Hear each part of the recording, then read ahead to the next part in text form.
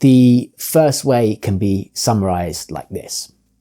Things in the world are in motion, and whatever's in motion must have been put in motion by something else. So for example, if A was moved by B, then B must have been moved by C, and so on. But if this chain of A being moved by B being moved by C goes back infinitely, then there'd be no first mover, just this infinite chain without anything at the start.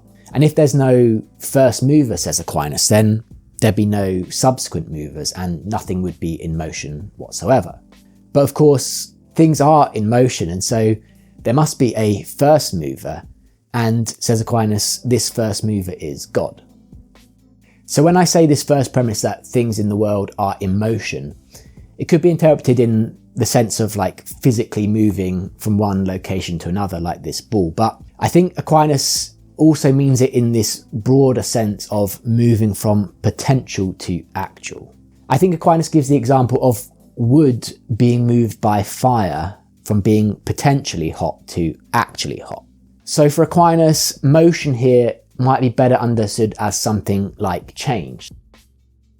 Aquinas' first way is generally understood to be a sequence of movers or causes vertically through the present moment. So the heat is caused by the flames are caused by oxygen and the chemical reactions, and these chemical reactions are governed by more fundamental physics and principles of science or whatever. But all these things are happening at the same time, and this series can't go on for infinity. There has to be something at the top of this hierarchy to explain how motion, in the sense of transition from potential to actual, is possible in the first place. So the Kalam argument was purely horizontal, a sequence of causes stretching backwards in time to God. But Aquinas says that even if this chain of causes stretched back infinitely into the past, this still wouldn't explain how anything moves and changes right now. So to properly explain motion and change, we need not just a horizontal explanation, something to kick off this process in the past. We need something to explain how motion is possible right now in the vertical sense.